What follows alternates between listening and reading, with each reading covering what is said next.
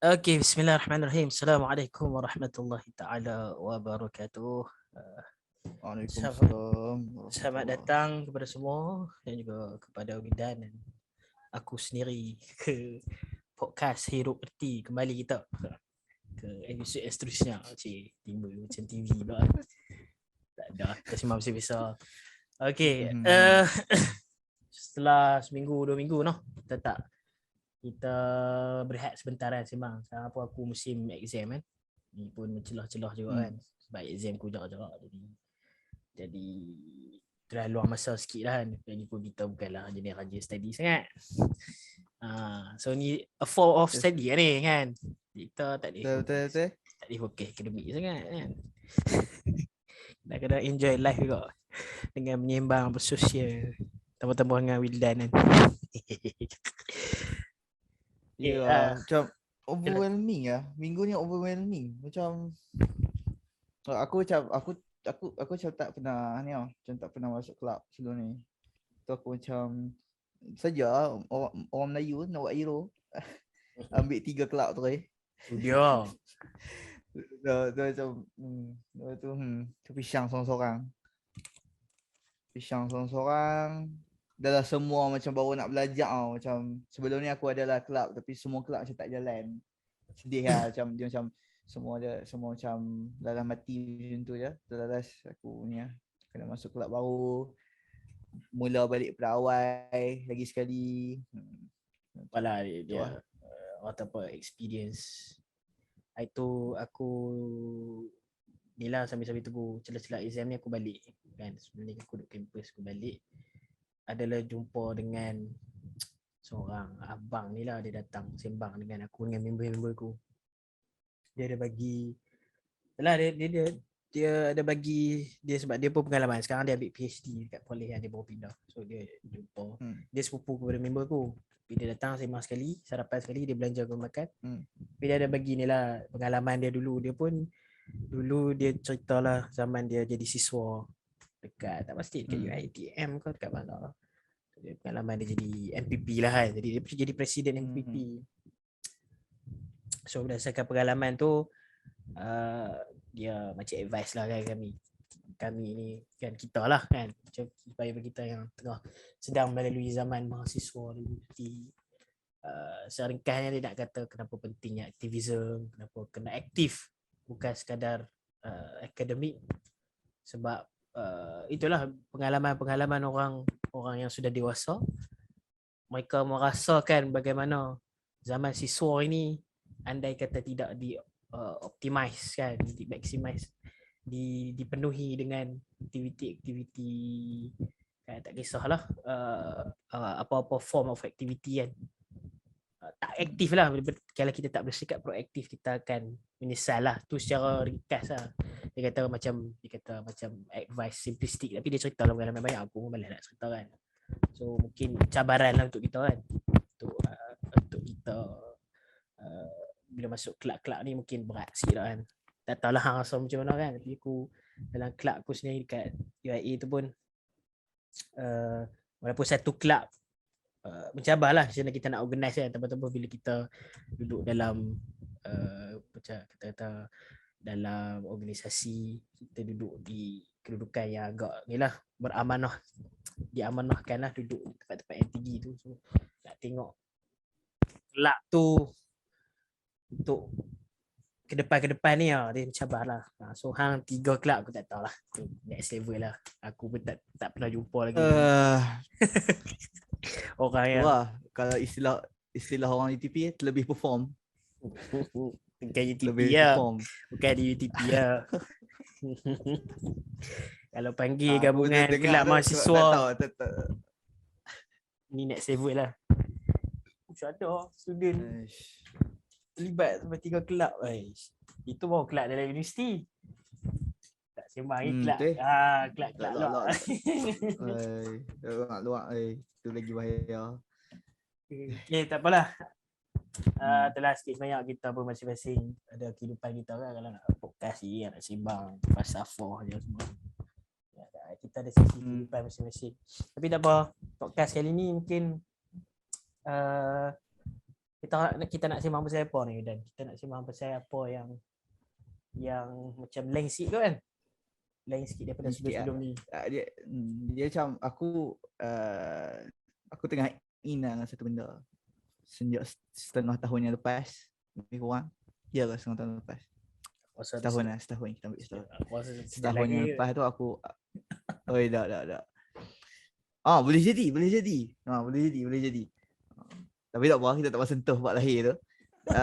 Dia setahun yang lepas ni aku macam expose aku macam mula kita kata membaca benda-benda yang aku suatu ketika dahulu aku anggapkan ia tidak penting.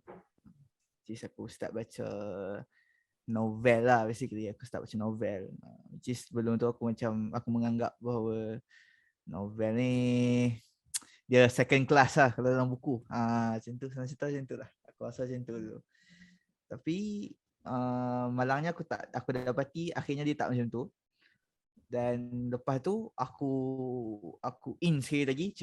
Benda apa Melayu.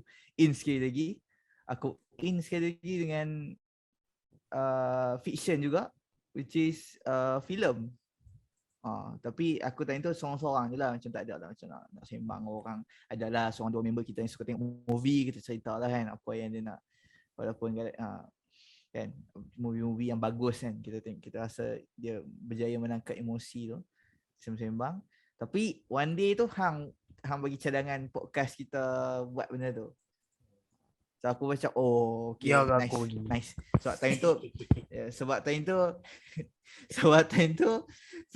tu aku macam baru nak in dengan filem lah. Lepas tu aku pun tahu hang macam banyak ni yang filem kan, bukanlah banyak terlibat dengan pembikinan filem, cuma tak sampai lagi dah tu. Banyaklah hang buat short filem, hang buat video sikit lah, tak banyak pun. Jangan, tak payahlah merendah sangat. Sebab betul. Okay. Hang ada buat lah short. Okay. Hang buat short filem. Lepas tu hang buat video lah kan. Sebab kita sekolah sekali, so aku tahu lah hang punya sedikit pengembangan hang dalam media tu. So aku ni lah, aku memang kata on lah. Lepas hang kata nak cerita pasal fiction tu. So itulah mungkin tu. Hang secara basically atau secara general hang layan fiction. Hang layan tak? Ataupun hang memang buat video saja, hang tak pernah tengok movie. Ada orang tu kan. So aku tak tahu. Aku rasa boleh kot aku buat macam kesimpulan lah. Bukan kesimpulan, maksudnya nak buat macam satu pandangan lah, satu view ku lah tentang fiction. Aku rasa tak ada manusia yang dalam dunia ni yang tak pernah engage ataupun tak pernah ada interaksi langsung dengan apa-apa bentuk fiction lah. Ya, tak kisahlah buku kan, buku cerita kan, zaman moden ataupun zaman awal-awal manusia dulu lah kan. So secara logiknya aku tergolong lah, bila aku manusia aku akan macam mana pun tak lari lah daripada fiction. Tambah dunia hari ni lah, dunia digital kan. Dunia digital kita penuh dengan fiction. Kalau hang tengok YouTube hang tu, walaupun hang tak subscribe YouTuber sekian-sekian, tapi akan keluar juga jenis-jenis kan, jenis-jenis short film, kadang kan short film ke iklan ke yang kan, walaupun iklan ni kadang ada form of, ada yang buat macam short film tambah iklan-iklan raya kan. So itulah, fiction itu di mana-mana lah, dan dia main peranan sangat penting lah. So aku walaupun macam hang kata juga tadi di awal-awal dulu kan, sebelum terjun ke apa kata kegiatan membaca secara meluas ni, kadang kita tengok orang lain tengok anime kan, tengok anime, tengok movie, baca novel.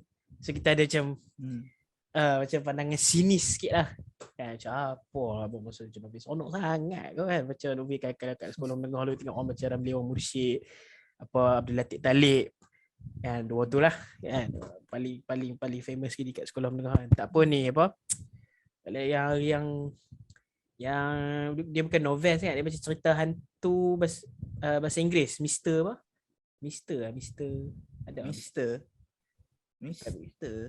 Mister tak ingat. Dia bukan kan bahasa Inggeris, yang kalau kat sekolah rendah saya daripada sekolah rendah lagi. Dia ada buku kecil-kecil, tak adalah kecil sangat. Dia ada macam banyak siri hantu tu, siri seram. Buku bahasa Inggeris. Mister Ish, tak ingat. Aku tak Wah, tak apa lah nak baca aku sekolah tu kan. aku tak ingat. Bukan Mr. Vampire apa aku tak ingat. Tak apalah nanti penonton dia ramai yang baca so dia ingat ah. Dia legend lah buku tu. Sekarang dah tak ada dah. Mr. Midnight tu. Oh, Mr. Midnight. Okay. Ah, Asal macam dengar. Asal. Okay. Tak apa. dia ada Teruskan. banyak siri-siri dia. Terus sambil itu aku ke. So maksudnya itulah nak kata orang lain pun sampai tahu tu engage dengan fiction. So walaupun aku yang sinis ni duk berasa macam orang lain berasa lah kali. Lain kali bila semakin membesar kita tak boleh nafikan bahawa fiction ni sebahagian daripada hidup kita, termasuk aku sendiri. So macam-macam lah. Tapi mungkin sekarang fasa hidup aku ni mungkin banyak dengan anime lah kot sekarang ni. Maksudnya animasi daripada Jepun lah khususnya kan. Aku tengok juga cerita-cerita lain. Aku masih into. Hang layan anime maksudnya?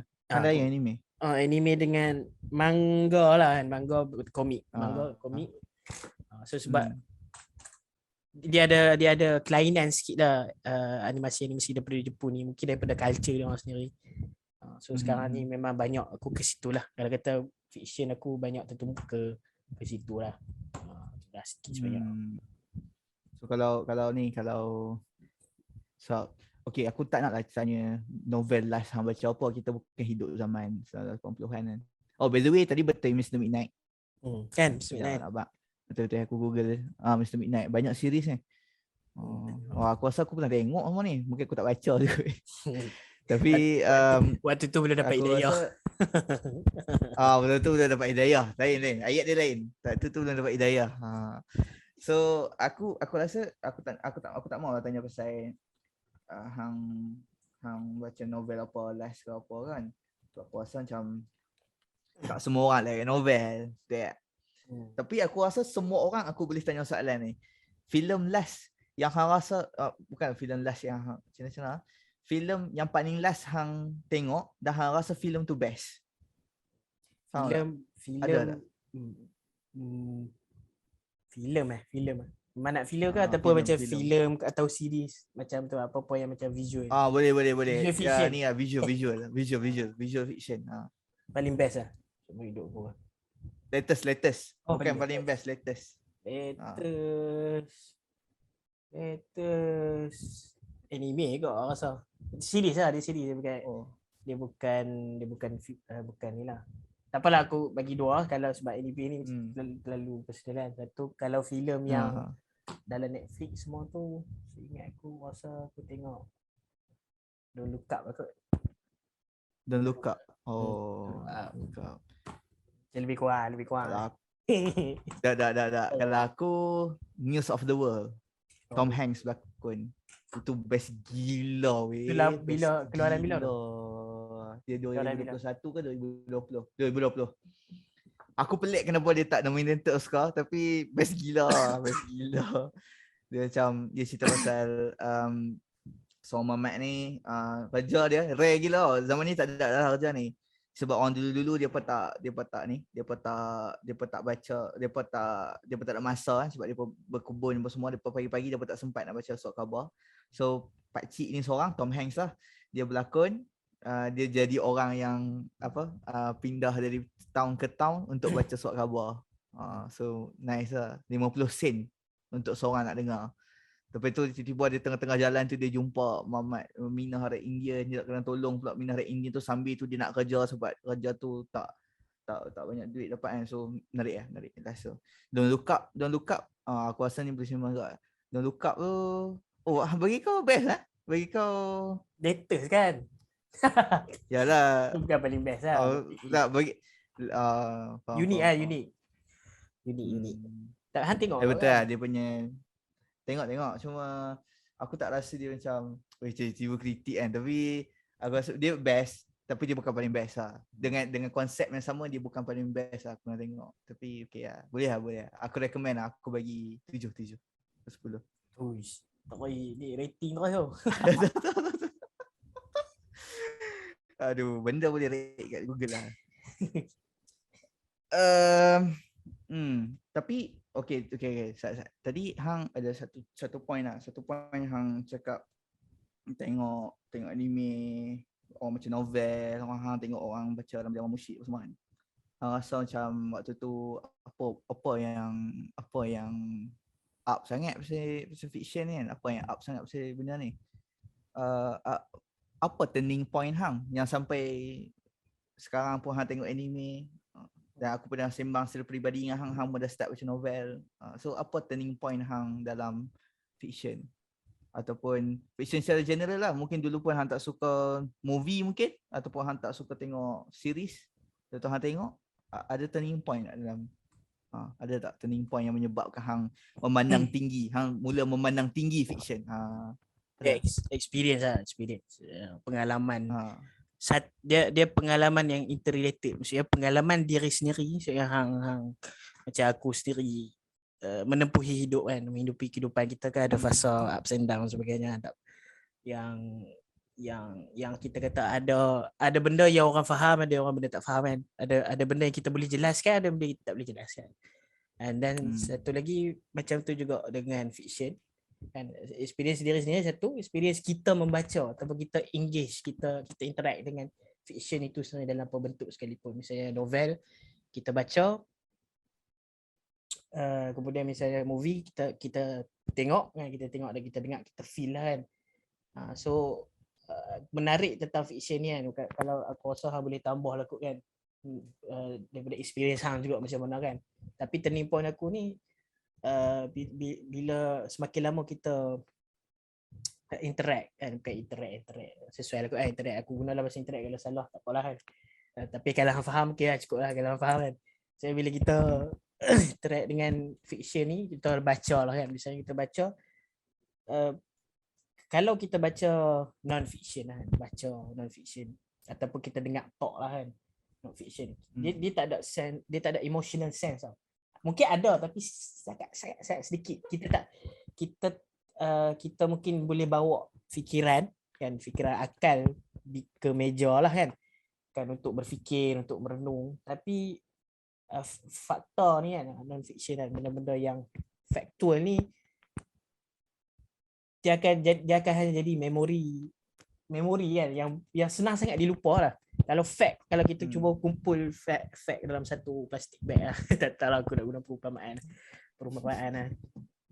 Dia senang bocor kan, sebab dia berat kan. Kalau aku studi sejarah kan, sejarah ni nak kena ingat tahun, kena ingat tokoh sekian, kena ingat konteks politik, ekonomi untuk faham satu-satu peristiwa itu. Lama nak Adam sebab hang tak boleh nak relate kehidupan hang dengan sesuatu peristiwa sejarah tu yang telah berlaku zaman bila dan bukan di negara hang kan. Tapi bila peristiwa sejarah tu diambil sebahagian fact-nya kan, sebahagian tokohnya, kemudian ditukarkan kepada sebuah fiction kan, sebuah novel. Aku rasa ada contoh yang hang boleh guna kan dengan aku punya ada contoh buku kan. Kalau hang pernah contoh kat aku buku Faisal Tehrani, tak apalah, nanti kalau hang nak sama-samalah. Maksudnya kita ambil latar sejarah yang sama, watak yang sama, daripada sejarah yang sebenar, kemudian kita ambil fakta tu jadikan sebuah filem ataupun lah novel fiction, dia akan jadi lain. Dia akan jadi impact dia lain.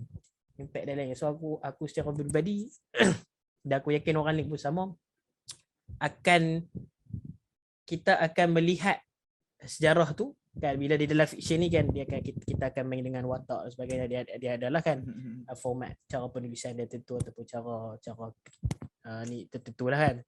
So kita akan hidup dengan lensa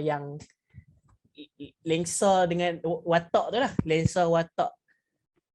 Kita akan melihat sejarah itu bukan dengan kacamata yang realiti sekarang kan.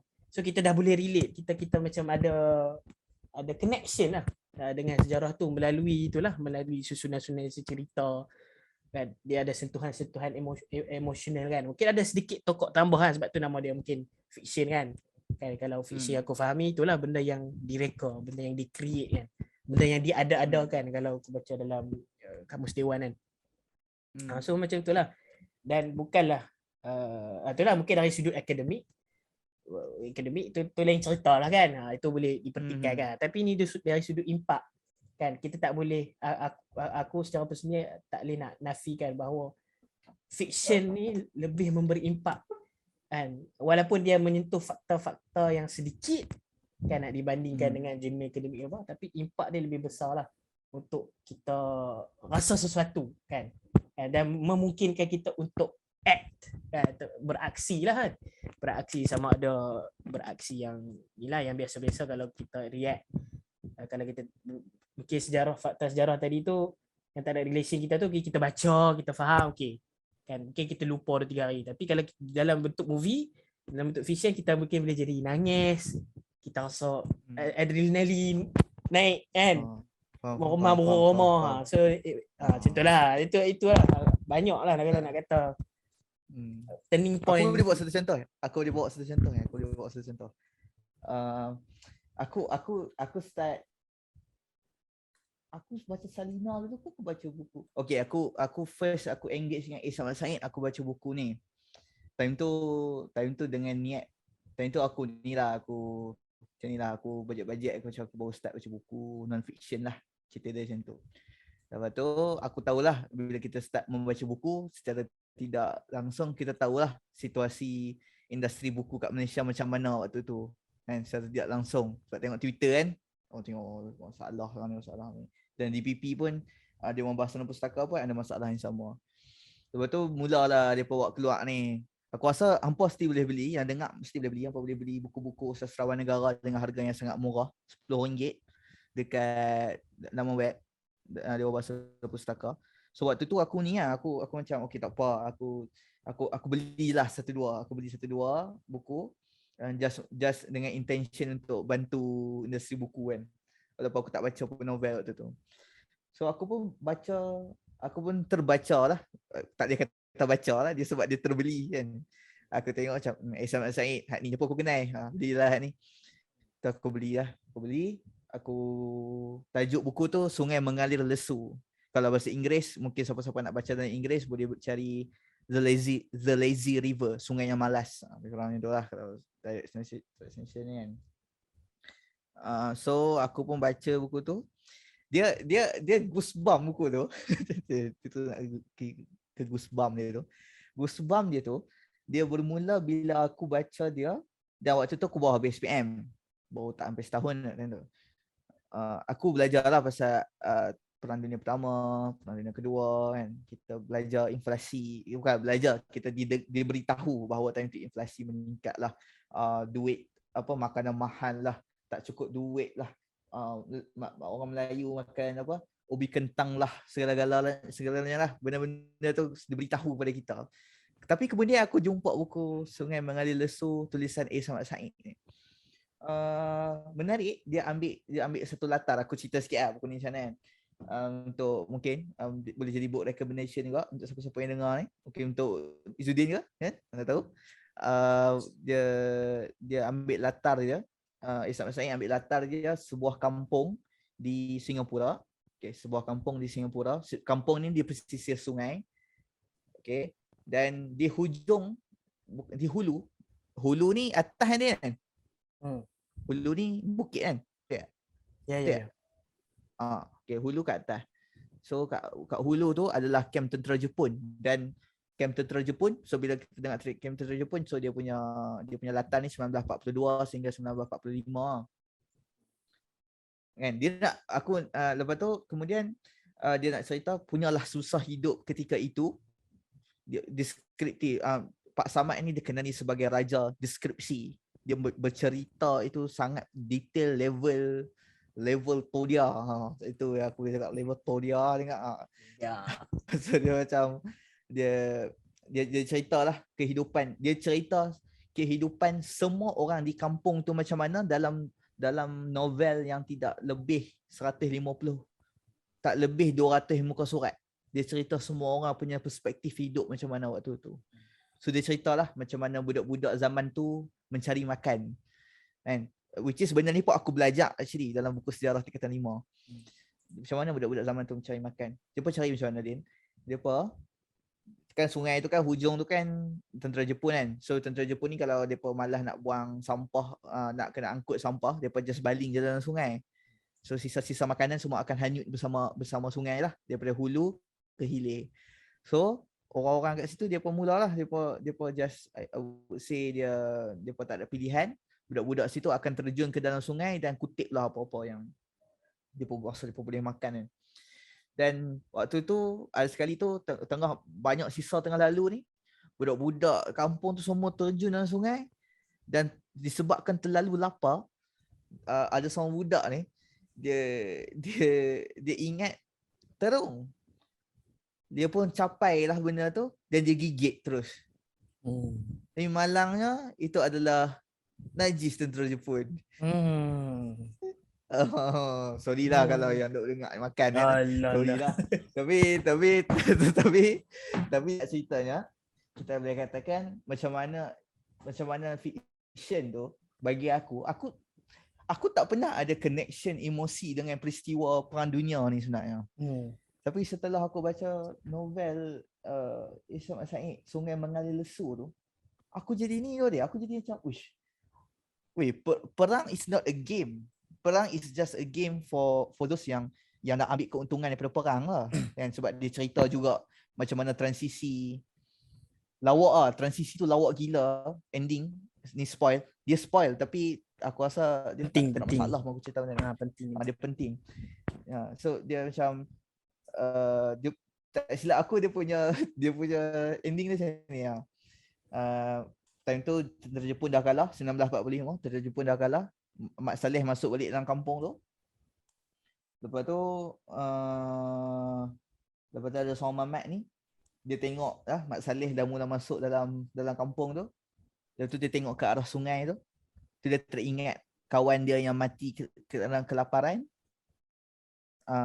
Dan dia terpaksa tanam di dalam sungai tu ataupun dia terpaksa tenggelamkan dalam sungai tu. Cuma dia macam look lah macam Mat Saleh ni dah penjajah lama keluar, penjajah baru masuk. Perang member aku mati tak dapat. macam aku macam tu macam dahsyat gila. Aku macam aku mula macam okey lah. Sekarang mungkin benda yang cuba diberitahu dalam buku teks tu tak sampai, tapi Isham As-Sa'id dengan menceritakan tentang satu benda dan ending dia macam tu sampai kat aku lah. So aku rasa macam tu macam cool. Macam style gila macam aku belajar lama dekat benda ni. Macam tok aku pun duk cerita Jepun masuk kampung tu tapi tak pernah lah sampai level tu kan. Dia satu lagi special lah tentang buku-buku itulah, tentang karya-karya Isham As-Sa'id lah ataupun mana-mana sastrawan kan. Mungkin itulah kot mungkin hang nanti boleh mungkin dari segi pandangan hang, dari segi apa yang hang faham tentang perbezaan fiction dengan sastra kan. Tapi bagi aku special Isham As-Sa'id ni, banyak karya-karya dia fiction kan. Memang orang kenali Isham As-Sa'id ni memang tulisan fiction lah dan sastra lah, dan fiction dan sastra kan. Cuma apa yang aku nak ni tentang tu lah, maksudnya dia level lain sikit Isham As-Sa'id ni, walaupun kita kata dia menulis fiction, dia nak sampaikan apa sahaja message, apa sahaja nilai kan, value tu melalui fiction, tetapi dia ada kelebihan bahasa dekat situ kan ataupun kita kata susastra lah kan, maksudnya keindahan bahasa yang digunakan tu yang menyebabkan value message dia bertambah tau. Dia jadi lagi so nak bahasakan macam mana kan mungkin sebab aku rasa ada pengalaman lebih lagi lah membaca literary fiction dengan dah lebih banyak commercial fiction. Literary fiction tu maksudnya karya-karya sastra fiction yang sastra ni banyak lagi baca lah nak dibandingkan aku tak sampai lagi level tu kan. So mungkin apa yang boleh kan. Tafsir kan. Aku tak tahu, Daripada pengalaman hang. aku just satu benda lah. Dia bukan bagi aku ni apa yang aku dengar daripada Oki Madasari sebut. Aku tengah baca satu novel yang ditulis oleh seorang penulis Indonesia perempuan. Nama dia Oki Madasari. Novel pertama dia aku tengah baca sekarang, Mariam. Cuma sekarang ni aku berhenti sebab baru masuk SEM, aku baru nak settle down, susah sikit nak baca. So aku macam let dulu. Aku akan start balik lah. Bila aku dah lupa semua cerita dan situ tu aku start balik. Macam tu lah style aku kan.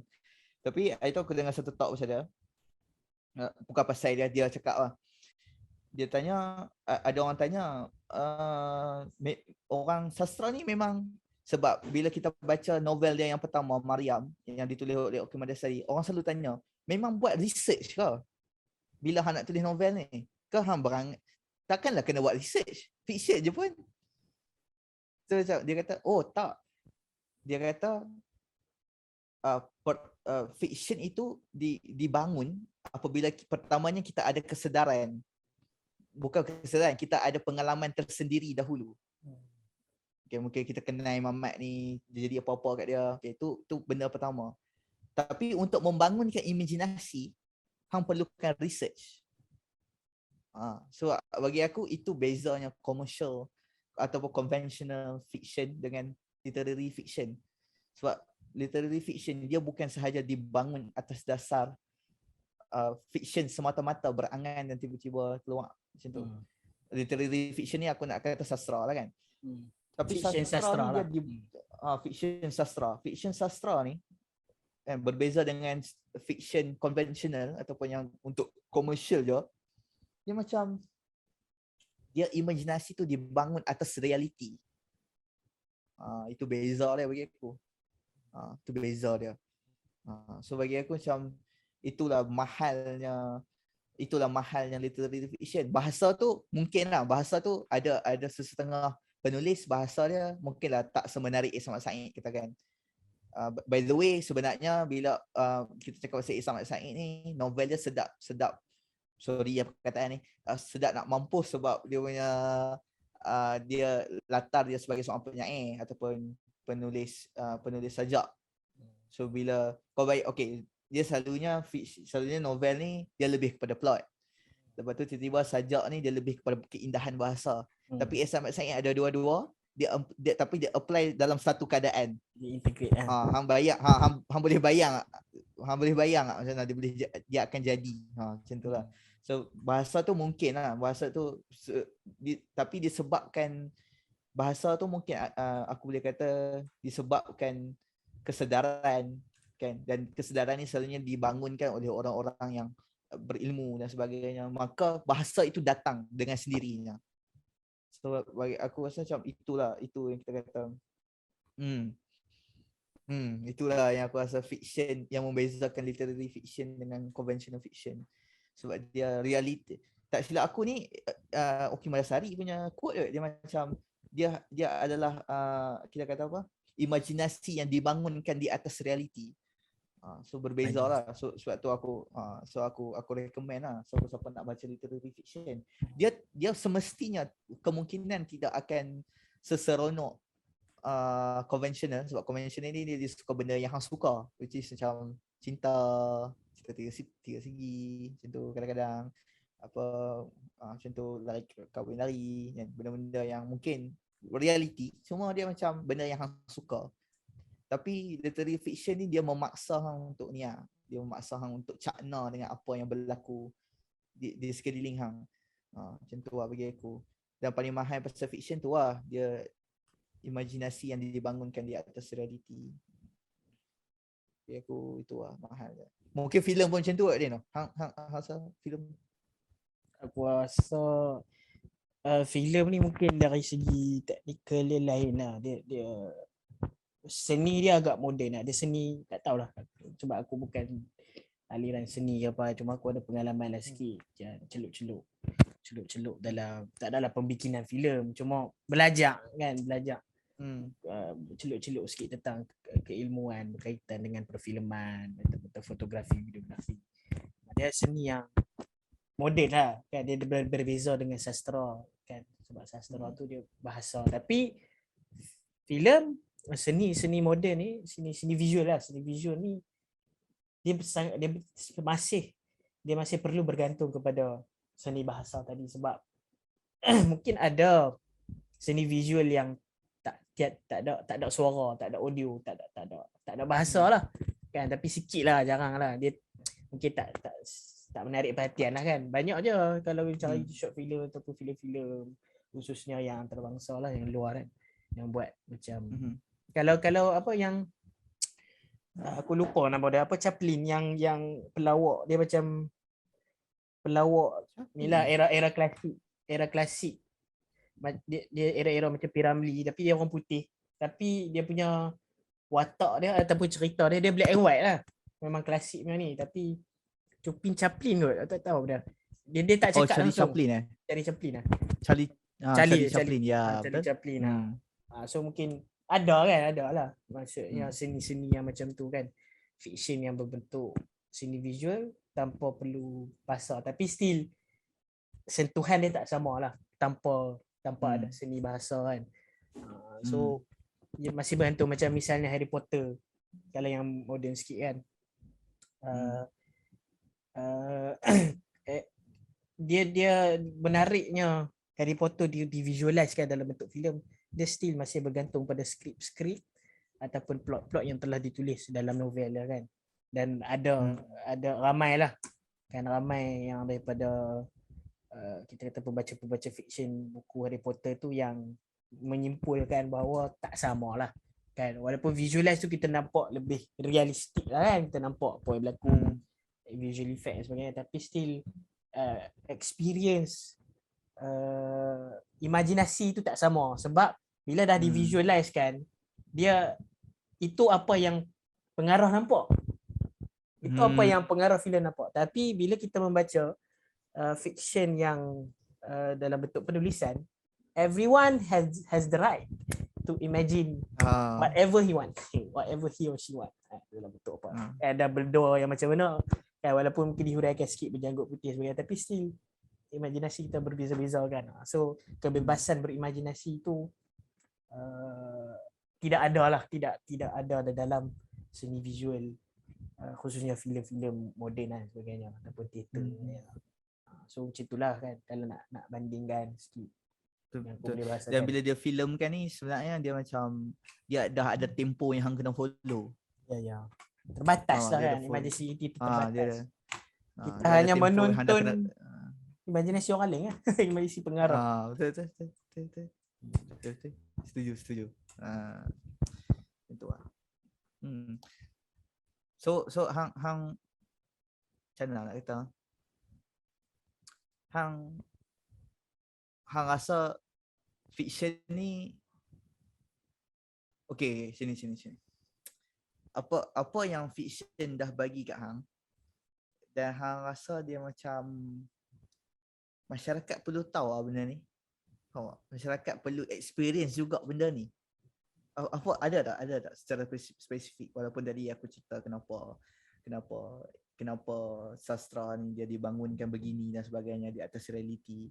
Tapi apa dari segi pengalaman peribadi hang kan, dari segi emosi, state of emotion, faculty of emotion hang, tiba-tiba aku dengar mana perkataan dia, faculty of emotion ni aku dengar lagu Straw dia lagu, faculty of emotion ni ilham dari Tuhan. Hang rasa apa tapi faculty of emotion ni apa yang hang rasa hang dah experience dan hang rasa masyarakat ramai, bukan masyarakat bunyi macam intelektual sangat, hang rasa orang lain pun kena experience juga apa yang hang dah experience. Ada tak? Hang rasa berbaloi lah untuk semua orang rasa benda ni. Begitu. Uish. Banyak kan, tapi aku rasa tak layak lah. Macam aku dah yang tadi je lah kan, yang tadi yang aku sebutkan tentang kita kata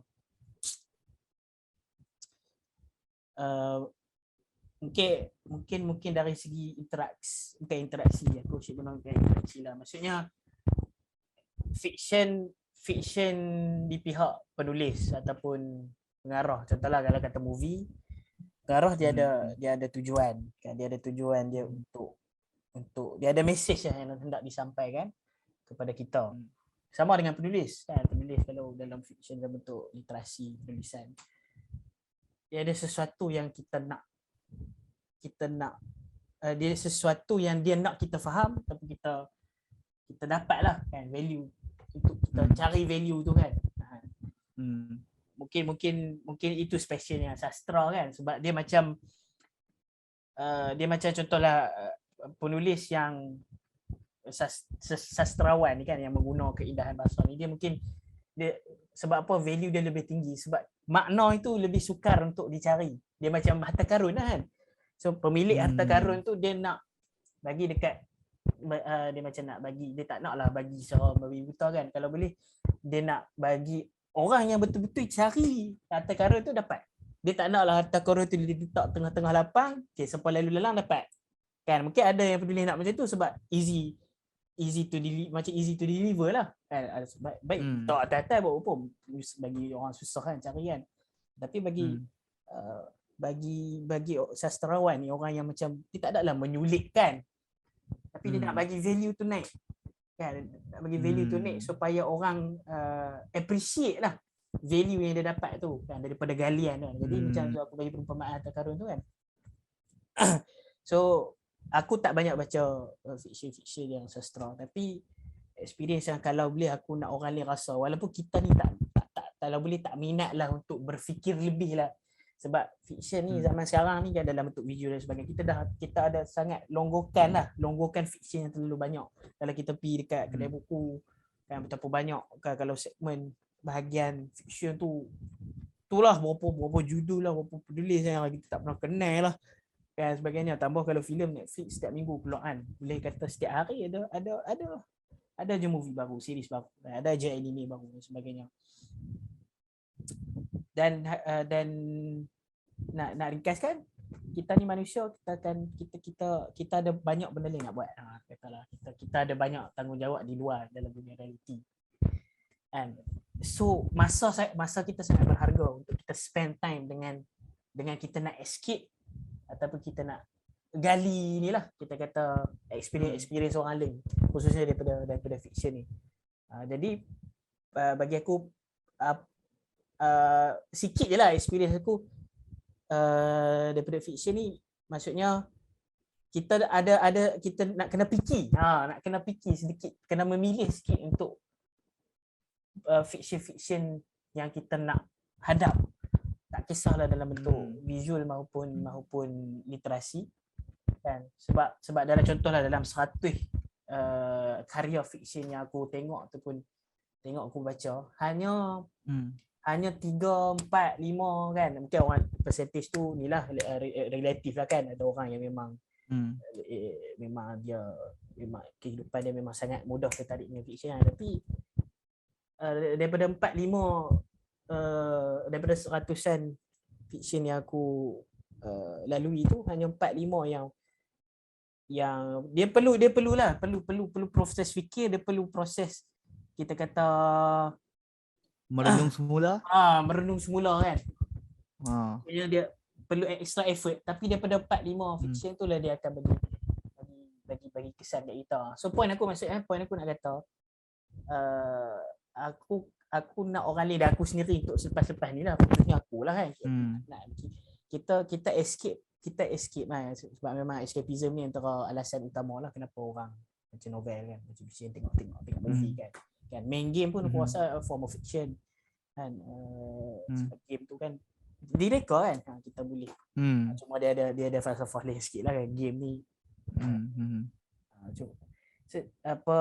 Tapi dalam masa sama kita escape, kita nak balik ke realiti tu dengan dapat sesuatu kan.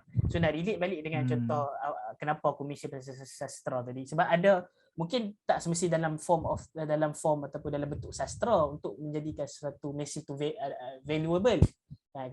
Mungkin ada benda-benda lain lah kan, benda lain. Cuma nak kata dalam banyak karya fiction, tak semua fiction yang bawa benefit kepada kita kan.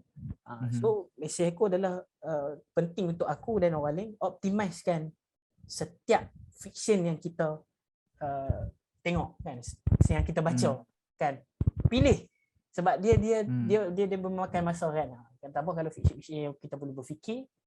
Jadi kalau tak bawa benefit so dia jadi agak merugikan lah walaupun sehari dua kan. So dia jadi sekadar escapism. Dia jadi sekadar escapism. Escapism yang sia-sia lah kan. Escapism yang sia-sia. Sebab bagi aku lepas aku pernah experience apa kita kata hidup dalam keadaan yang kita dapat simptom-simptom depresi dan sebagainya. Aku rasa escapism yang paling menarik adalah escapism untuk hang berjumpa dengan orang dan sebagainya kan. So aku rasa socialize. Tapi dan mengenali orang itu paling menarik lah. Itu kita mula mengenali orang, kita cuba kisah pasal manusia lain. Dan aku rasa itulah fiction ataupun sastra yang baik. Ataupun I would say fiction yang baik. Filem ke filem yang bagus ke, buku yang bagus ke, tapi aku rasa itu dia punya cogan kata dia, iaitu untuk dia ambil dia bawa masuk dalam kepala orang lain, keluar balik tengok melalui mata dia, tengok dunia melalui mata orang lain.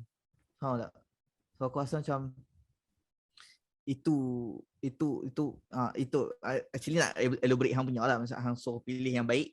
Aku rasa ni kenapa bagi aku ini adalah kenapa sesebuah karya fiksyen itu boleh kenapa karya yang fiksyen yang baik itu baik. Kenapa dia baik? So, bagi aku yang baik selalunya dia akan betul-betul bagi hang satu view yang hang tak pernah tengok sepanjang hidup hang. Macam dia akan buang rasa centrism mau.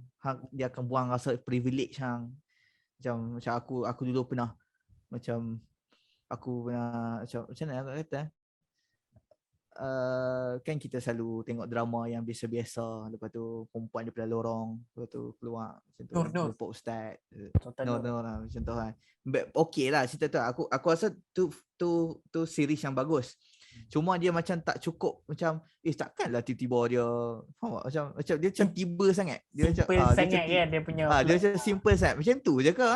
Memang orang baik sebab dia baik je ke? So aku macam lepas tu bila aku baca Salina, which is konsep yang sama, perempuan lorong, tapi Ehsan Said tu dia ambil mata aku, dia letak kat mata Salina tu. So aku jadi tengok sebab ni dia pilih. Faham tak? Bukan semua orang. Ya memanglah kadang-kadang kita tak cakap ada setengah yang macam lahir-lahir dekat tempat tu lah. Tapi pernah kita terfikir kenapa mak dia tiba-tiba sampai kat situ? Even though mak dia sebelum dia tak macam tu. Pernah kita fikir kenapa dia buat pilihan macam tu? Kita boleh cakap macam kan orang selalu cakap apa susah sangat tak mau ambil dadah ni, just say no to it. Cakap je lah tidak, cakap je lah tak mau. Tapi pernah tak kita fikir kenapa betul ke orang pilih untuk buat? Faham tak? Ke sebenarnya dia terpaksa pilih tu sebab dah tak ada macam mana. So aku macam boleh baca Selina kalau nak faham apa aku cakap ni. Mungkin bagus juga tu, mungkin not sponsored sorry. Mana boleh apa memang tak perlu di sponsor, kita memang perlu kita kata promosikan kan nak kata tu macam tu. Baik, fiction yang baik. Apa lagi rasa filem terbaik hang pernah tengok apa? Tiba-tiba tempat filem terbaik hang pernah tengok. Tadi filem latest kan, ni filem terbaik. Filem terbaik hang pernah tengok. Filem terbaik. Filem terbaik rumit sikit lah. Tak apa dah. Aku usaha dulu aku sebab filem ni walaupun aku tengok banyak kan susah kan? Tak ada dalam kedudukan kan. Macam lain filem lain dia punya kan pro and cons lah. Sama mudah bahasa kan, dia ada kadang ada yang terbaik. Aku tanya Tujuan plot ada. Aku tanya Itulah. Aku tanya aku pun tak sure lagi apa jawapan dia.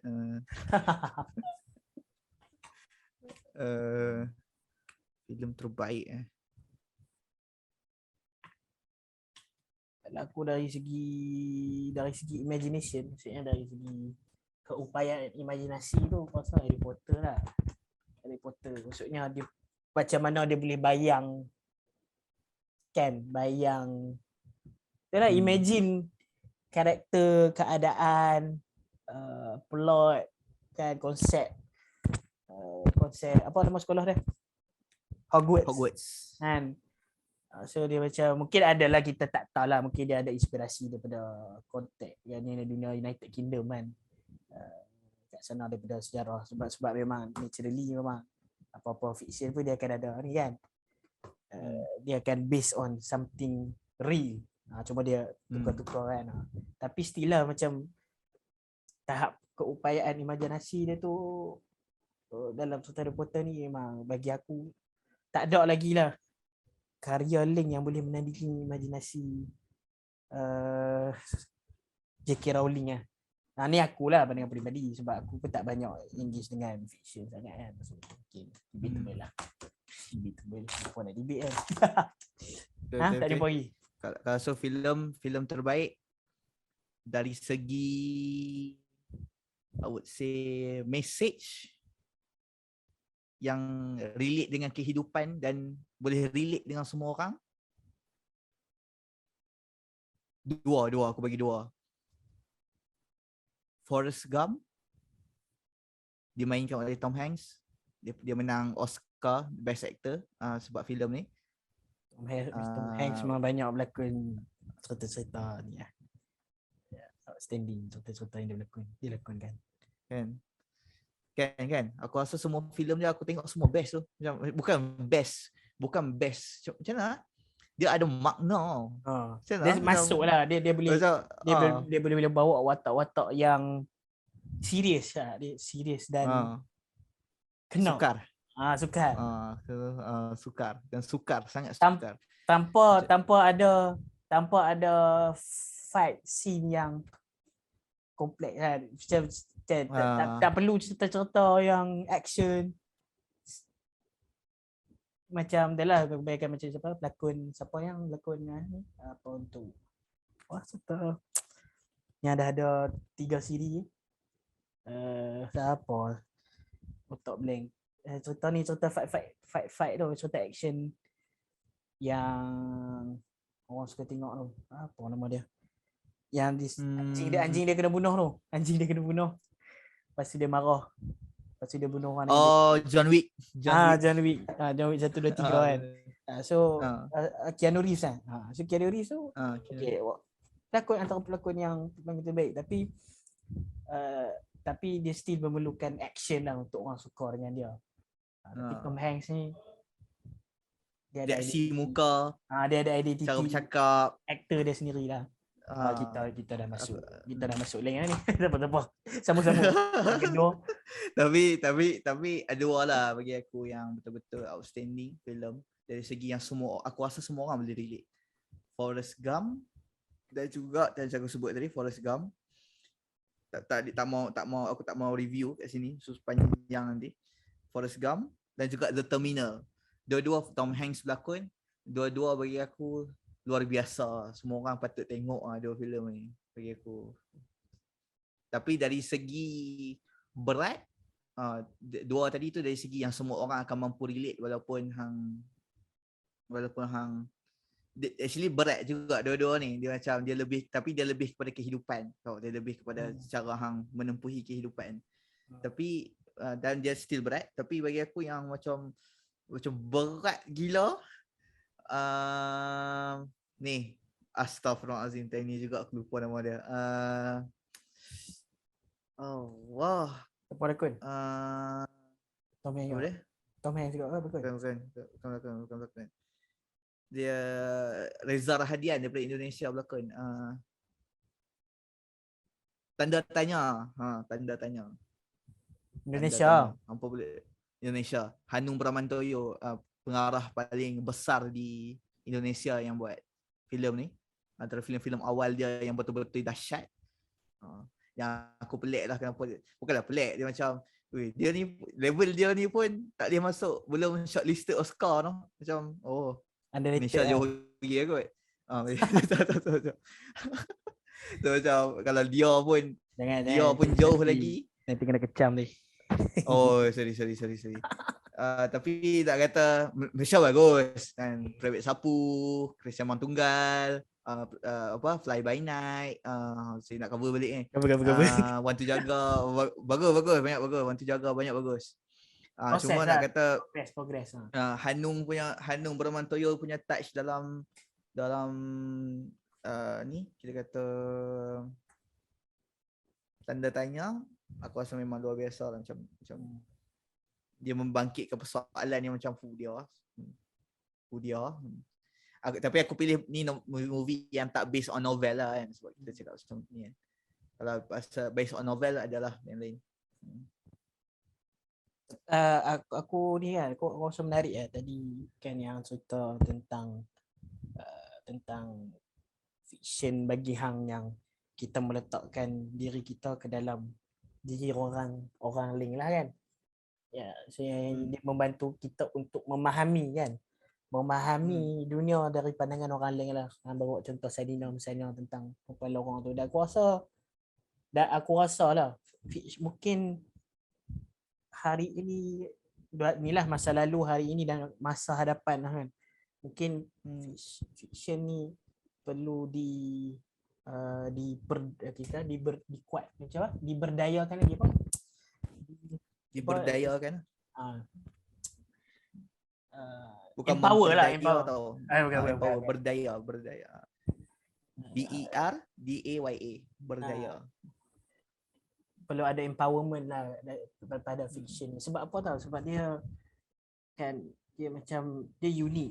Dia menyebabkan kita lah, manusia lah sendiri ada connection lah kan. Kita lebih mudah untuk memahami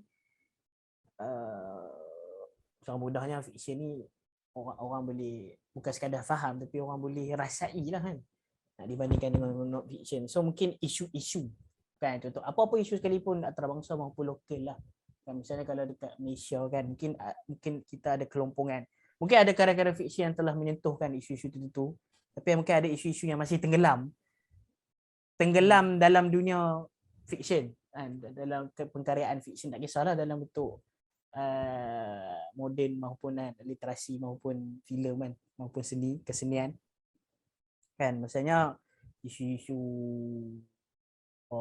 macam contoh isu perpaduan kan, ada pernah disentuh kan, tapi misalnya tentang kan perpecahan yang berlaku kan, belum ada satu aku sendiri belum pernah baca lah, mungkin dah ada kan, mungkin kalau hang pernah baca kan, tapi kata fiction lah, mungkin fiction boleh jadi salah satu usaha fiction yang baik, boleh jadi satu usaha kan, dan dikomersialkan lah kan, dikomersialkan untuk jadi kita kata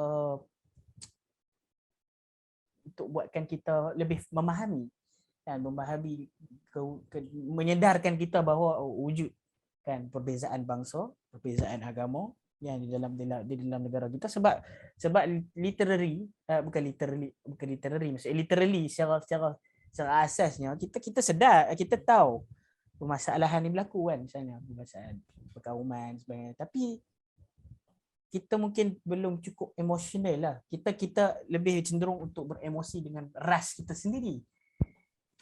Tapi kan ras kita sendiri, tapi dalam konteks Malaysia, kenegaraan tu, kita tak boleh nak rasa kita kebanyakan lah, mungkin ada, bukanlah tak semua, tak mau generalize kan, semua tak ada perasaan, tapi kita tak boleh nak kan, kita boleh aku boleh sangkaan aku adalah lebih ramai tidak, bila berita keluar lah, contohlah kita bangsa Melayu, bila satu berita keluar kan tentang kan, misalnya kes-kes isu-isu ni lah, isu-isu orang-orang India, tahanan-tahanan India yang mati dalam tahanan kan, di bawah silaan polis kan. So yang bangkit menentang kan kezaliman kan, yang mempertikaikan perkara itu kan tak ramai lah. Mungkin ada orang Melayu yang mungkin faham tentang undang-undang, yang ada asas kemanusiaan kan, yang yang tinggi kan, tapi still yang lain-lain tu dia dibendung dengan ras tu kan, halangan ras tu kan. Kita tidak lagi beremosi dengan ras lain. Tapi bila mai isu adik, contohnya lah ni betul sikit lah, isu adik lah kita dilanggar tu lah. Lepas tu dia jadi lain macam dia punya aura kan, aura marahnya bangsa Melayu ni kan terhadap kes tu. Etnik. So macam, so mungkin ni aku bagi contoh lah kan. So aku nampak macam mungkin isu-isu ke depan ni salah satu kan, isu-isu ke depan mungkin engagement para intelek kan, para penulis, para pengkarya untuk bawa isu-isu ni, ketengahkan isu-isu ni untuk bawa kesedaran, bukan sekadar kesedaran untuk bagi kesedaran yang utama lah kan, tapi untuk macam kita kena act kan, kita kena act, masyarakat keseluruhan kena main peranan kan, bukan sekadar mengharapkan polisi-polisi kerajaan kan. Kalau polisi-polisi kerajaan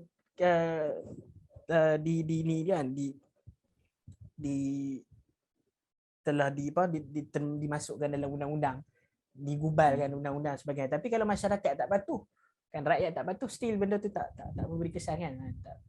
So dia macam mungkin itu kan, mungkin itulah gambaran besar aku kan, fiction ni kesan dia. Cuma itulah dia perlu seimbang lah antara kita kata literary fiction dan juga commercial fiction lah kan.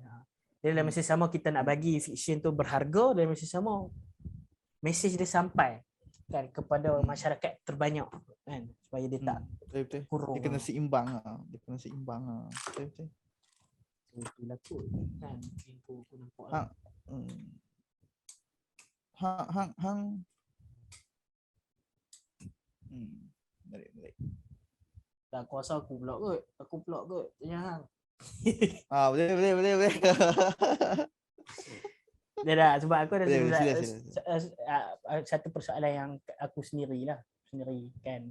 Mungkin bukan nak tanya hang sendiri lah, tapi aku sendiri tertanya-tanya tentang apa kata, kalau fiction di luar kerangka pengkaryaan.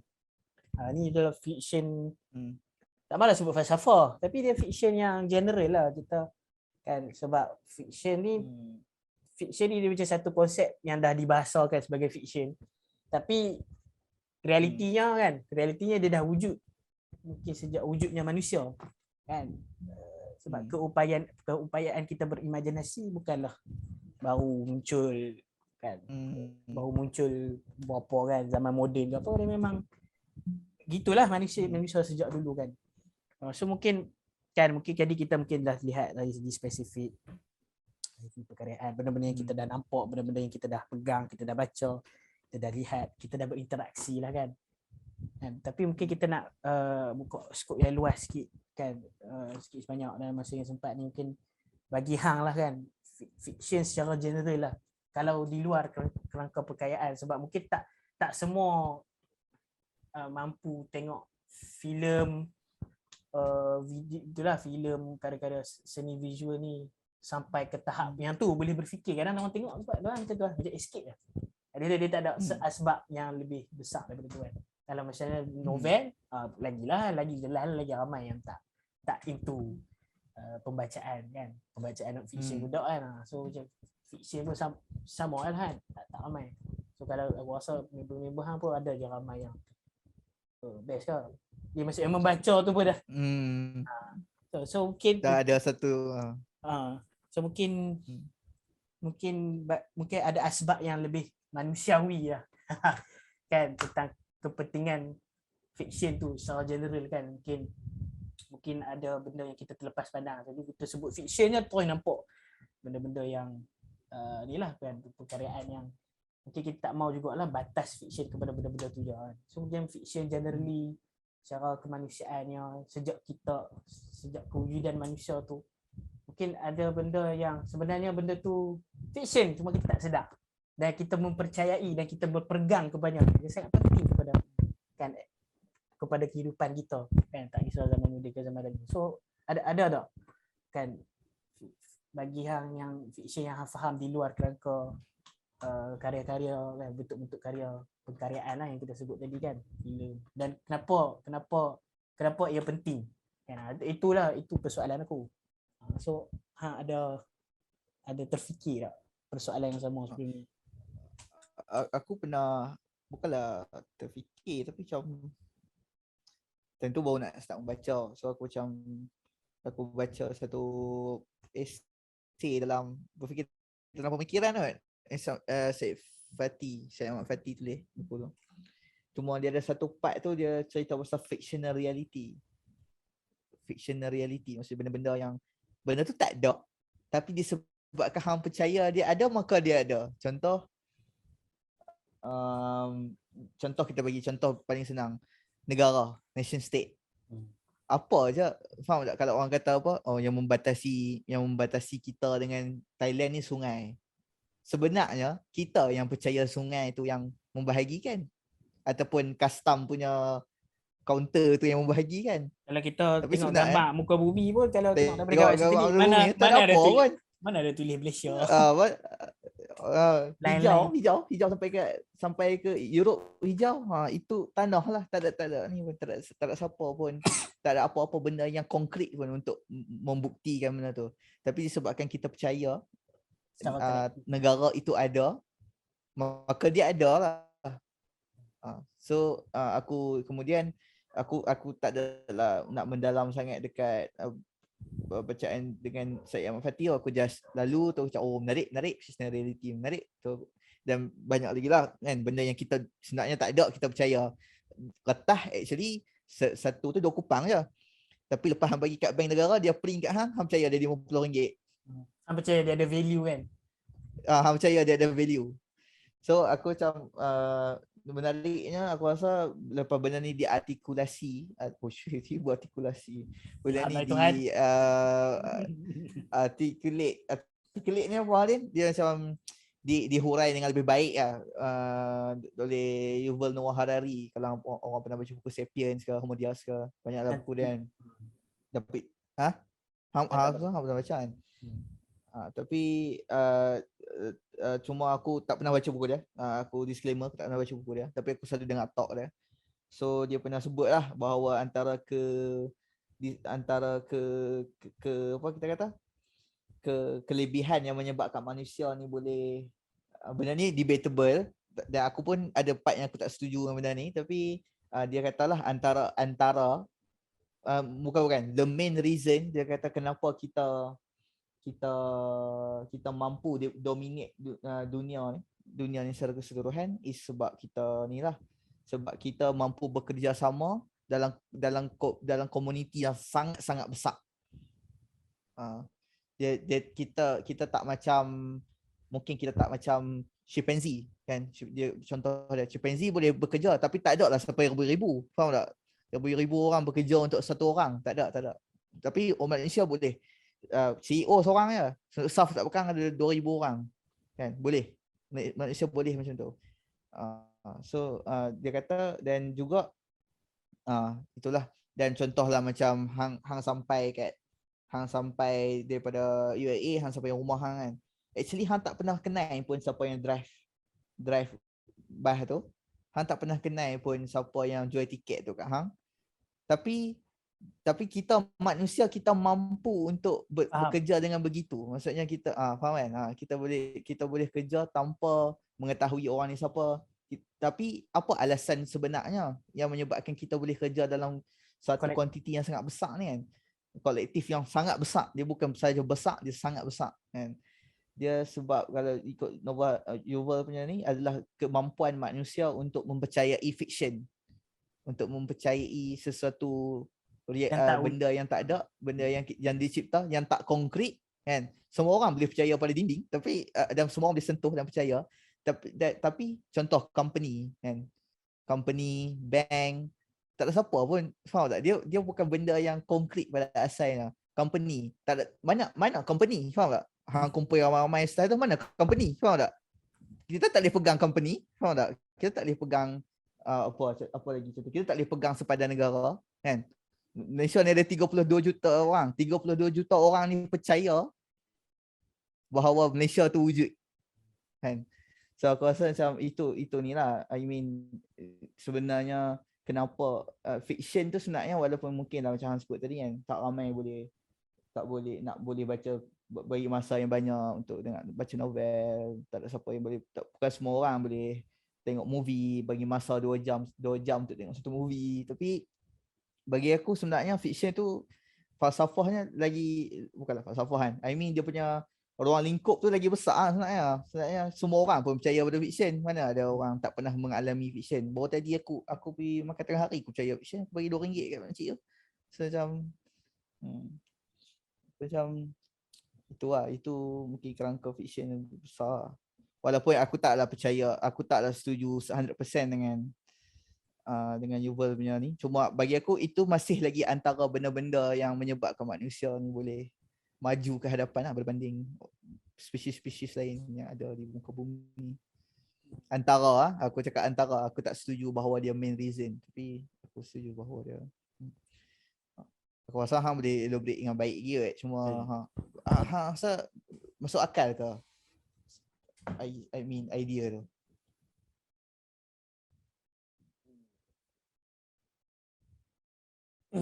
Sebab Yuval Noah Harari ni memang spesialis dekat situ. So lagipun dia kata tu teori kan.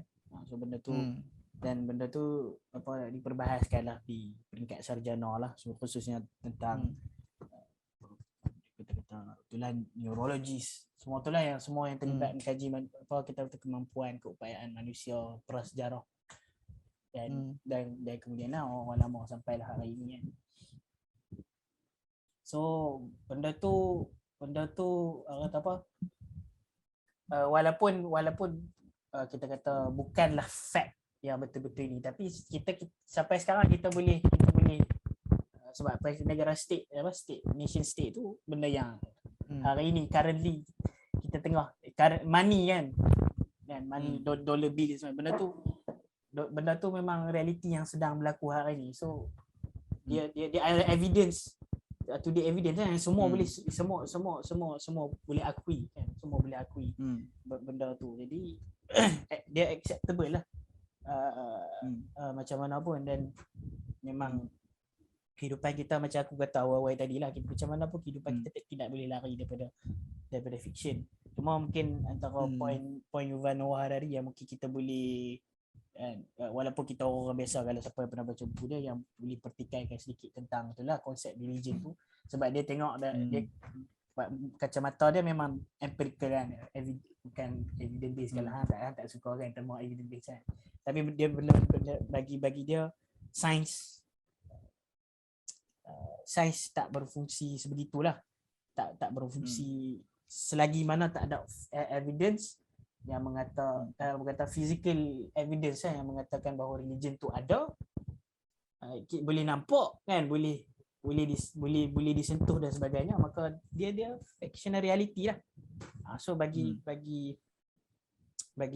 Harari, religion lah adalah salah satu agama lah, salah satu fictional reality. Dan itu bagi kita tak nilah kan, tak kenal lah kan, tak kenal sebab dia melanggar. Sebab kita percaya agama itu realiti, walaupun dia tidak boleh dinampak kan. Kita tak boleh nampak Tuhan, kita tak boleh nampak agama kan. Agama itu kan apa, mana agama kan, dia belief kan. Tapi mungkin kita tak layak, bukanlah tak layak, dan kita pun tak tahulah nak go deeper kan into this discussion. Tapi dia mungkin boleh keluarkan satu persoalan kepada kita sendiri dan kepada penonton lah kan, bahawa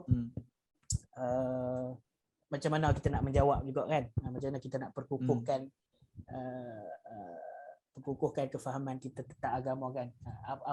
Apa hujah kita untuk katakan bahawa Tuhan, agama, kebenaran itu bukan fictional reality, dia truth. Dia adalah reality walaupun tidak dapat dilihat dengan mata kasar. Dia beyond fizik kan, dia beyond physical world kan.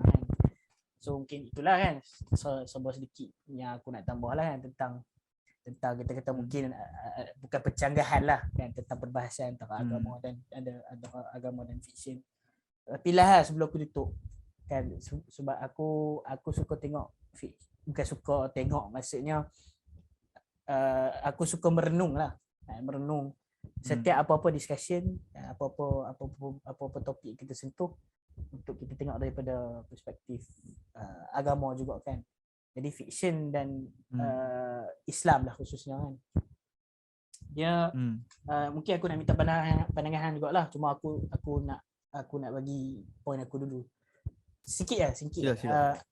Tentang Habis tak apa? nak kata betapa fiction ni memang memperanan kepada mana-mana manusia kan. Dalam agama kita sendiri pun betapa fiction tu sangat mempengaruhi, sangat memberi impak kan. Misalnya contoh kan, dan satu benda yang kita kena perhati juga, macam tadi kita banyak tengok dari sudut-sudut positif kan, dari sudut perkembangan, dari sudut kita kata benefit yang kita boleh dapat. Tapi dalam masa sama bila kita go beyond the border kan, dia akan bawa dia macam mana pun, apa-apa benda yang kita buat bila kita terlalu melebih-lebih kan, melampau kan, kita ekstrim, dia akan membawa kerosakan lah kan. Misalnya contoh di dalam agama sendirilah kan, betapa, sebab macam mana pun agama itu fact, agama itu truth, itu tauhid kita, itu kita percayalah walaupun kita tidak nampak. Dan ada benda-benda yang kadang dia tak fit dengan kita kata faculty of emotion kita, ambil ayat faculty of emotion kita kan. Dia bukan terhad kepada agama lah kan, tentang benda ni yang orang bersikap melampau ni, tapi aku start daripada agama lah, mungkin boleh bagi contoh-contoh lain sikit kan. Misalnya dalam agama Islam sendiri kita ada Al-Quran. Al-Quran itu bukanlah macam aku suka Zaki Mek kata, Al-Quran ni bukan book of knowledge. Dia bukan tesis ke apa kan, yang dia book of truth. Jadi mungkin ada benda-benda yang mungkin kita kata baca sekali tak faham literally kan. Dan ada benda-benda yang mungkin bagi manusia secara dari pandangan emosional dia tak lengkap. Kan dia macam tersekat-sekat kan berpindah ke dalam satu surah tu kan, kadang dia sebut tentang akhirat, tentang mengingat kepada Tuhan, ataupun tentang sebut tentang kebesaran alam dan sebagainya, keindahan alam, tiba-tiba masuk tentang faraid, tiba-tiba masuk tentang zakat, tiba-tiba masuk tentang fiqh kan. So dari segi itulah kan, kalau dari segi kenikmatan emosional tu tak dapat. So sebab tu munculnya orang-orang yang menokok tambah apa yang telah difirmankan tu dengan cerita-cerita yang datang daripada mulut-mulut orang. Sebab tu wujudnya Israiliyat kan. Israiliyat Israiliyat ni dalam tafsir Mu'tabar pun tak kurang banyaknya lah kan. So macam itu form of fiction lah, betapa manusia tapi kadang niat dia baik, niat orang yang menokok tambah cerita ni, niat dia baik, niat dia kata nak bagi manusia lebih faham lah kan tentang sesuatu hukum ataupun sesuatu cerita. Misalnya tentang satu contoh dalam Quran tentang Nabi Yusuf kan. Surah Yusuf ni kita kata dalam segmen tadabbur mana-mana, surah Yusuf ni paling demand paling tinggi lah kan. Sebab kalau dalam kalangan para mufassir pun mengatakan surah Yusuf ni ahsanul qasas, cerita yang paling terbaik. Tapi manusia cepat, dia naluri dia memang tak cukup kalau ada benda-benda poin-poin yang tak disentuh secara emosional. Jadi saya ditokok tambah kan tentang Nabi Yusuf, Zulaikha yang sekat cerita pasal dalam Al-Quran diceritakan tentang itulah krisis tarik baju kemudian di penjara kan. Tapi ada penambahan dari Israiliyat kata akhirnya Nabi Yusuf Zulaikha kahwin kan, sebagainya apa tu. Banyak kemudian muncul pula sastra-sastra, puisi-puisi, syair-syair yang datang daripada kisah yang tak datang pun daripada Al-Quran kan. So dia mula manusia mula fantasize kan. Bukan tak terhad tu baru Al-Quran kan dalam tafsir. Kemudian dalam hadis misalnya, banyak hadis-hadis palsu kan. Dalam ilmu hadis sendiri pun akui bahawa kita kata ulama hadis kata tokok tambah kan, pemalsuan hadis ni bukan semuanya antara sebab penipu bukan sebab penipu saja, bukan sebab jahat, tapi sebab kadang ada niat-niat baik nak kata hadis, munculkan hadis ni untuk mencegah kesyirikan lain, mencegah satu dosa kan. Aku tak ingatlah antara hadis contoh yang aku boleh bawa. Ada hadis palsu yang boleh bawa. Mungkin salah satunya ni lah, merantau tuntutlah ilmu ke negeri China. Bagi negara China. So kan niat baik orang pemasuk hadis ni adalah untuk tuntutlah hadis ilmu sebaik-baiknya kan. Sampai kita kata so banyak kan mungkin hang rasa apa contoh ni, mungkin tak dalam kerangka agama sahaja kan, mungkin kat macam mana manusia fantasize kan, romantiskan apa-apa cabang ilmu, apa-apa benda fact kan, menjadi dia extend dah, dia create satu fiction yang melampau untuk bawa naratif tertentu lah dengan niat tertentu. Asal apa yang contoh? Conspiracy theory lah. Contoh kan. Conspiracy theory. Dia science. Tapi dia nak ada drama dalam science tu.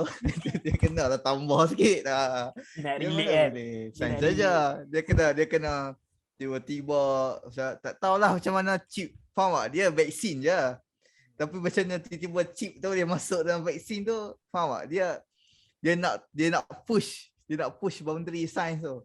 Letak chip boleh masuk check orang, tahu fikir apa bala. So macam aku rasa tu mungkin contoh menarik. Sejarah macam ya. Conspiracy theory. Salah satu sejarah kan. Sejarah tu mungkin dah ada, benda tu dah dicatat, tapi dia mungkin tak memberi kesan kepada orang itu. Maka benda tu di-fantasize kan, di-create, dia ada dia extend lah, misalnya tentang Mustafa Kemal Atatürk. Sebab yang kata apa, orang geram sebab dia antara orang Islam lah, khususnya masyarakat Muslim di serata dunia lah, khususnya di Malaysia dan Indonesia, geram sebab dia ni nama yang masyhur yang terlibat dalam operasi ataupun adalah menjatuhkan khilafah.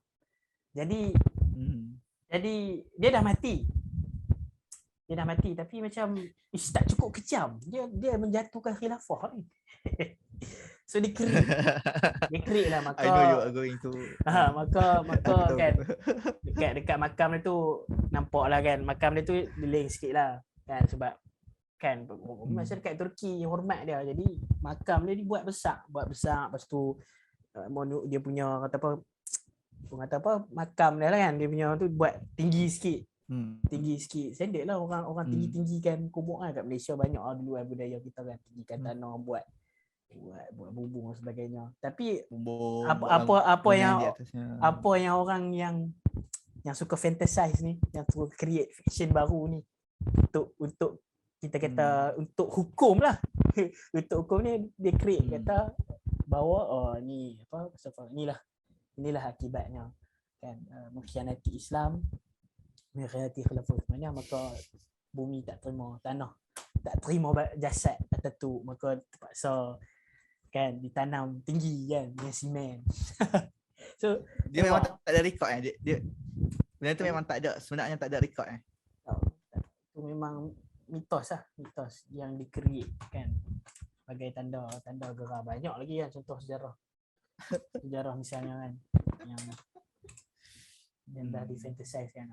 Sejarah Melayu pun kan tak kurang banyaknya kan. So macam itulah kan. So ni satu sudut kita tadi positif, dan ini orang memperalatkan fiction juga kan, sebab memang naturally kita perlu kan romantis, emotional, sedih kan, apa cinta. Tapi at one point bila dia terlalu melampau, maka dia akhirnya dia tak bawa manfaat tu kan, dan dia akan jadi kita beremosional, kita akan act tak sesuai, tak kena pada hakikatnya kan, pada realitinya. Aku rasa mungkin setakat dulu kan kita kan ataupun dah lama kita orang ni kan aku rasa kalau aku nak minta hang rumus juga, tapi aku nak rumuskan dengan satu ni lah, kita kata satu point untuk rumuskan tentang fiction yang aku faham lah.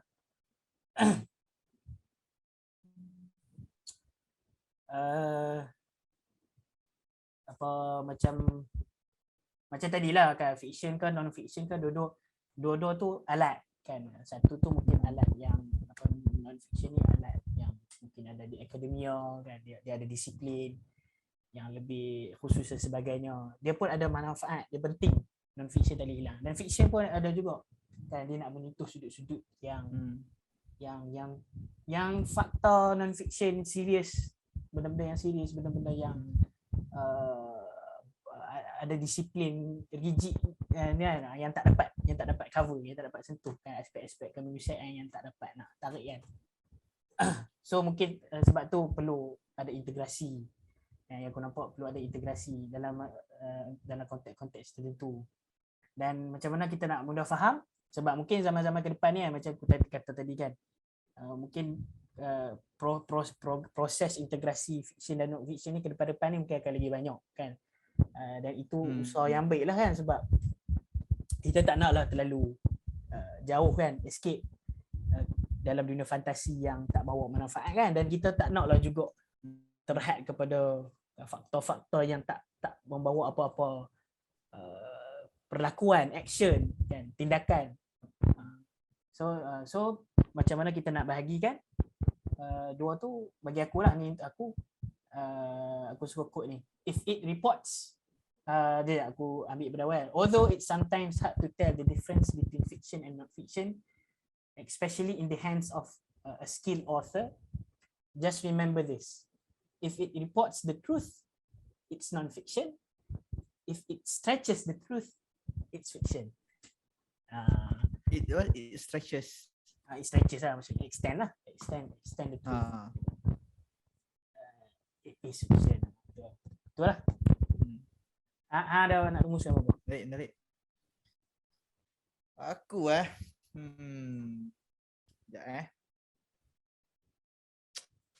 mungkin aku sebenarnya tak fikir langsung tu macam nak rumus ni, tapi before tu dia lah. Aku nak disclaim yang part yang aku cakap macam mungkin aku tak boleh sangat nak bersetuju dengan Yuval Noah Harari tu, macam aku sebut tadi. Actually hang dah sebut tadi part yang agama tu lah. Basically aku tidak sebab tu aku cakap mungkin dia one of the reason, tapi dia bukan main reason kan. Tapi anyways, mungkin rumusan untuk hari ni, aku tak tahu lah benda ni boleh make sense lah untuk orang lain, tapi adalah satu yang penting boleh make sense untuk diri sendiri. Make sense untuk diri sendiri itu penting kan. Faisal Terani, Dr. Faizal Musa atau nama panjangnya Faisal Terani. Dia dah lama dah lah, interview ni lama dah. Forum lah basically, forum ni lama lah dengan Dr. Azhar Ibrahim 2 tahun lepas aku setahun lepas ke 3 tahun lepas. Tapi basically dalam penutup ya, aku quote lah penutup dia untuk penutup aku senang cerita. Which is dia sebut kereta dia ambil dan dia juga quote daripada novel lain. So quote ni warisan lah. Riwayat warisan. Ya, dia warisan lah aku dengar ni, dan aku rasa benda ni boleh make sense bagi aku, iaitu dia cakap kereta kebal itu fana, tapi buah per itu abadi. Kereta kebal itu fana, tetapi buah per itu abadi. So macam dia nak kata kat sini, kemungkinan lah kekerasan kan, kita nak melawan menggunakan kekerasan, kita nak dan juga kekerasan dalam segala aspek lah, tirani, mungkin kerajaan yang ataupun penguasa, pemerintah yang menekan kan, ataupun kita mungkin untuk orang-orang yang ada masalah peribadi, dia menjadikan lambangan kereta kebal itu sebagai masalah dalam hidup dia kan. Tapi novelis ni kata kereta kebal itu fana. Kan? Suatu hari nanti kita tak boleh pakai dia dah rosak, dia dah tak mampu nak beri apa-apa efek pada kita. Tetapi buah per itu abadi. Makanan yang kita tanam kan, benda-benda yang kita tanam sekarang ataupun perjuangan-perjuangan dalam bentuk yang mungkin orang tak pernah terbayang. Orang selalu nampak politik, orang selalu nampak apa perubahan boleh bawa dalam politik, tapi mungkin kereta kebal itu mungkin suatu hari nanti boleh hilang. Tetapi benda-benda yang fiction, cerita-cerita yang kita percaya kan, cerita-cerita yang kita ceritakan daripada anak cucu kita, mungkin kan, cerita-cerita ini mungkin dialah buah per yang akan sentiasa abadi sampai bila-bila. So lah kalau orang Islam ni sampai ni. So itulah Pesan dari untuk aku. bakal sastrawan. Oh jangan. Amin. Itulah aku punya rumah. Sastrawan masa depan diperlukan. Amin. Generasi masa depan, generasi kita. Perlu waris. Sama kita. Itulah macam begitulah kita apa. Buah per ni sorry. Sama. Orang tak tahu buah per tu apa. Buah per lah, buah per lah, PEAR. Bahasa Melayu dia PIR. Jambu. Jambu. Dia bukan jambu kot, dia per lah kot. PIR. Tapi apa-apa pun lah. Google lah kalau tak tahu buah per tu apa. Yang penting buah. Yang penting buah lah. Okay, insyaAllah nanti rumusan. Okay, jadi itu saja daripada kami kot, insyaAllah. Jadi begitulah kan, kita tak sembang sentuh sikit pada fiksyen kan. Mungkin ada part kita pula tahu sikit, ada part kita manusia yang tak sempurna. Kami lah khususnya manusia yang banyak salah silap, yang mentah lagi lah kami masa belajar.